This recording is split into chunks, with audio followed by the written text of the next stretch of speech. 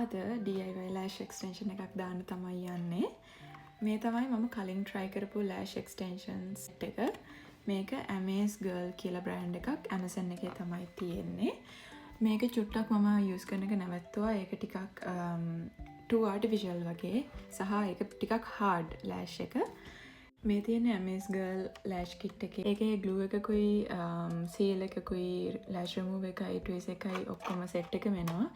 මේක use කරලා මම දාපු lash extension එකක ෆොටෝ එකක් මෙතනින් දාන්න. ඊට පස්සේ මම try කරා මේක. ඒකත් too artificial අර නිකන් Korean eye look එකක් ගන්න නම් මේක පාවිච්චි කරන්න පුළුවන්. Lux Cashmere කියලා brand එකක්. ඒක මට මතක විදියට drug store එකකින් ගත්තේ. ඒකත් පොඩ්ඩක් අර මේ fragile වැඩි. ඊට පස්සේ තව කලර් lashes තියෙනවා. මේක අද use කරන්නේ නැහැ. හැබැයි මම try කරන්න ආසාවෙන් ඉන්න colours ටිකක් මෙතන තියෙනවා. ඒක පස්සේ දවසක බලමු. මම මේ දවස්වල use කරන lash extension එක තමයි මේක. මම එක Shein එකෙන් ගත්තේ. මේකේ brand එක iSeen. මම ඒක pronounce කරනවා හරිනම්. මේක හරිම natural looking lashes තියෙන්නේ and not too hard. මම usually use කරන්නේ 30D කියන volume එක. මේක 40 and 50 ටිකක් volume එක වැඩි මට හිතෙන විදිහට. ඒකට අපිට තව අර නිකන් Japanese Korean eye look එකකට යන්න ඕන නම් අපිට 20D use කරන්න පුළුවන්. ඒකත් ලස්සන look එකක් තියෙනවා. අද අපි 30D එකෙන් set එකක් දාලා බලමු. Usually මේ වගේ DIY lash set එකක් දාගත්තාම ඔයාට සාමාන්‍යයෙන් දවස් 4ක් 5ක් වගේ තියාගන්න පුළුවන්. ඒක obviously depend වෙනවා ඔයා කොහොමද ඒක wash කරන්නේ. එතකොට makeup ගොඩක් දාන කෙනෙක් නම් makeup remove කරද්දී ඔයා makeup remove එක lashes වලින් ගෙනිච්චොත් ඒක bond එක break වෙනවා. ඒක depend වෙනවා. හැබැයි සාමාන්‍යයෙන් හොඳට maintain කරගෙන ගියොත් දවස් 4ක් 5ක් වගේ DIY lashes තියාගන්න පුළුවන්. මේ තියෙන්නේ මම use කරන bond එකයි seal එකයි.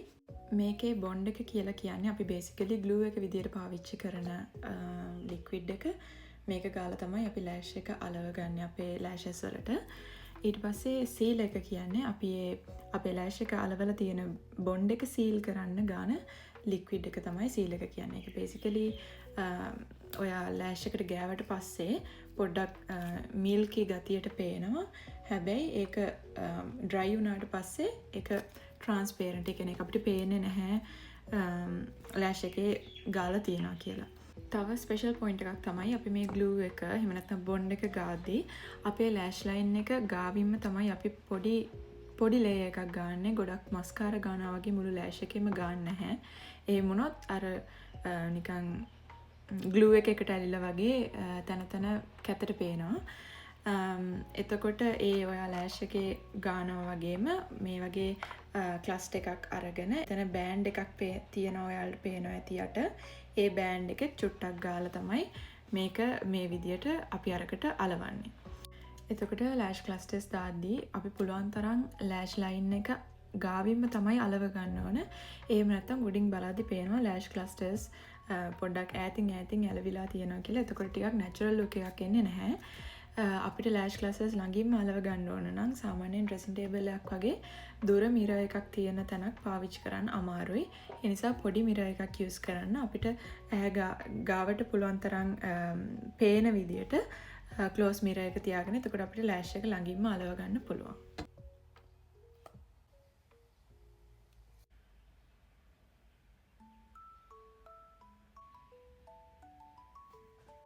තව දෙයක් තමයි අපි lash extensions දෙකට clusters එක දාද්දී එකක් අලවලා අනිත් එක අලවද්දී අපේ tweeze එක sticky වෙන්න බලනවා. එතකොට ඊළඟ extension එක දාද්දී tweeze එකේ ගැලවිලා යනවා. ඒක නැති කරන්න ඔයාලා මොනවා හරි powder එකක් use කරන්න. face setting powder එකක් වගේ. මේ tweeze එකේ චුට්ටක් ගාලා ඊට පස්සේ ඊළඟ extension එක දාන්න. එතකොට මේකට ඇලිලා ඉන්නේ නැහැ.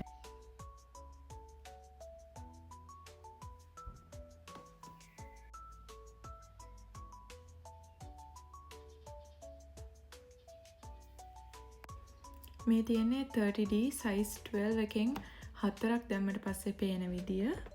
මම තව ඇතුළට යන්න අපි size එක අඩු කරනවා. එක පැත්තක් ඉවර කරාට පස්සේ මේ විදිහට තමයි පේන්නේ. මම use කරපු lash map එක තමයි 12 එකෙන් 4ක් දැම්මා, 11 එකෙන් 2ක් දැම්මා, 10 එකෙන් 2ක් දැම්මා. මම ලෑෂ් මැප් එක පල්ලෙහින් දාන්නම්. මේක තමයි ඒකේ එන ලුක් එක. අනිත් එකත් ඉවර කරලා ක්ලෝස් ලුක් එකක් පෙන්නන්න. ඕකේ, මේක තමයි ෆයිනල් ලුක් එක. දැන් අපි ග්ලූ කරලා ඔක්කොම ඉවරයි. තාම සීල් එක ගාලා නැහැ. එතකොට සයිස් නම්බර් එක ලොකුයි කියලා කියන්නේ ලෑෂ් එකේ ලෙන්ත් එක ලොකුයි කියන එක. සාමාන්‍යයෙන් ඔයාලා ක්ලස්ටර්ස් ගද්දී සයිස් 9 ඉඳන් එනවා. මම යූස් කරේ මෙන්න මේ සයිස් එක 12, 11, 10 කියන සයිස් එක. 10 එක තමයි ඇතුළටම එන්නේ. 11 මැද 12 අයිනේ. එතකොට සාමාන්‍ය ඔයාලට හුඩඩ් අයිස් නම් තියෙන්නේ. ඒ කියන්නේ නිකන් කොරියන් ලුක් එකක් වගේ තියෙන. ඇතුළට නම් ඇස් තියෙන්නේ. සයිස් 9 එකෙන් කරොත් ගොඩක් ලස්සනට පේනවා. ඔයාලට ඕන නිකන් කැට් අයි ලුක් එකක්. ඒ වගේ සිමිලර් ලුක් එකක් ගන්න නම් සාමාන්‍යයෙන් සයිස් 12, 11 කියන එක ගොඩක් සූට් වෙනවා. මගේ අයි ටයිප් එකත් එක්ක මේක තමයි මට හිතෙන විදියට හොඳම සයිසස් 3. දැන් අපි සීල් කරලා ඉවර වෙලා මම ක්ලෝස් අප් එකක් පෙන්නන්නම්. කම්පල්සරි ස්ටෙප් එකක් තමයි අපේ නැචරල් ලෑෂ් එකත් එක්ක සෙට් වෙන්න අපි ට්වීස් එක යූස් කරලා මේ විදියට පොඩ්ඩක් ප්‍රෙස් කරනවා. එතකොට නැචරල් ලෑෂ් එකට ඒක හරියට සෙට් වෙනවා. දැන් සීල් කරමු. මේක ගොඩාක් ලික්විඩ් ගන්න එපා. පොඩ්ඩක් ලයිට්ලි අරගෙන මෙහෙම ඩබ් කරා නම් හරි. ඕකේ, දැන් සීල් කරලා ඉවරයි. මේක තමයි ෆයිනල් ලෑෂ් ලුක් එක. එතකොට තව දෙයක් තමයි ඔයා ලෑෂස් දාද්දී ඔයා මේක උඩ ලෑෂ් ටික ග්ලූ එක ගාලා තියෙද්දී අපි සාමාන්‍යයෙන් බ්ලින්ක් කරද්දී මෙන්න මේ යට වෝටර් ලයින් එකේ යට ලෑෂස් වලයි ගෑවෙනවා. එතකොට ඔයාලට ලෑෂ් රිමූවර් එක යූස් කරලා මේක නිකන් ඔලිව් ඔයිල් වගේ ලික්විඩ් එකක් මෙන්න මේ විදියට ලෑෂ් එක යට තියෙන ටික රිමූව් කරගන්න. නැත්තම් පොඩ්ඩක් ඇලෙන ගතියක් එනවා. මේක ගෑවට පස්සේ ඒ ග්ලූයි ගතිය නැති වෙලා යනවා. මේක තමයි ෆයිනල් ලුක් එක. මේ උඩින් පේන විදිය, මේ ඉස්සරහින් පේන විදිය. මම යූස් කරපු ප්‍රොඩක්ට්ස් වල නම් ටික මම ඩිස්ක්‍රිප්ෂන් එකෙන් දාන්නම්. තව කියන්න ඕන දෙයක් තමයි මම ප්‍රොෆෙෂනල් ලෑෂ් ටෙක් කෙනෙක් නෙවෙයි. මේ මම ගෙදර මට කම්ෆර්ටබල් විදියට ලෑෂස් දාගන්න විදිය.